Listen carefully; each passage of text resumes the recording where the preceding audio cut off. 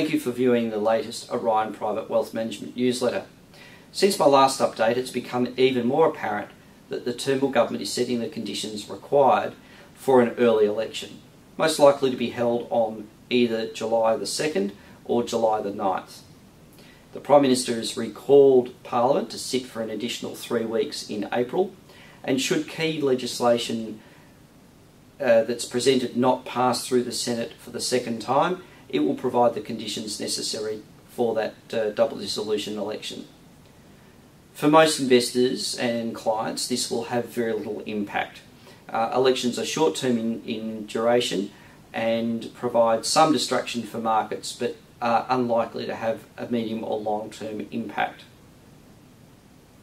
However, because of its proximity to the federal budget, which has now been brought forward to the first Tuesday in May instead of the traditional second Tuesday in May, it's possible that there could be key legislative changes that will impact clients with relation to superannuation in particular. As I've mentioned in previous updates, I have been reading and have had soundings that under the eye of the government will be the bring forward provisions for non-concessional contributions to superannuation. And as I mentioned in the previous video update, if you have considered that you would take advantage of this strategy for this financial year, I strongly recommend you making the contribution before budget night, the first Tuesday in May. From a market perspective, what I've found interesting in the last 2 weeks is the polarizing view on the Australian currency. Some analysts are viewing that the Australian currency could appreciate to 80 cents, while others are forecasting that the Australian currency could depreciate to 71 cents US by the end of this year.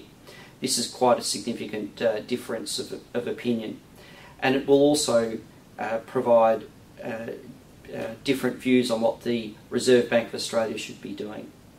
For those that subscribe to a higher Australian dollar, then it is likely to put pressure on the Reserve Bank to reduce interest rates during the course of this year.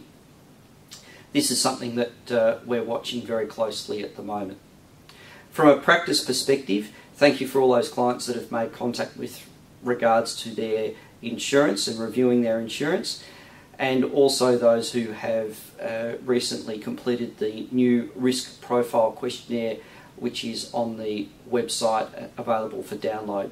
If you haven't downloaded and returned it yet, that is fine. It will be incorporated as part of the standard review process. Obviously, we'll be doing a significant number of reviews in the lead up to the end of the financial year and taking into consideration any of the key outcomes from the federal budget. I look forward to presenting my next update in a fortnight. Thank you.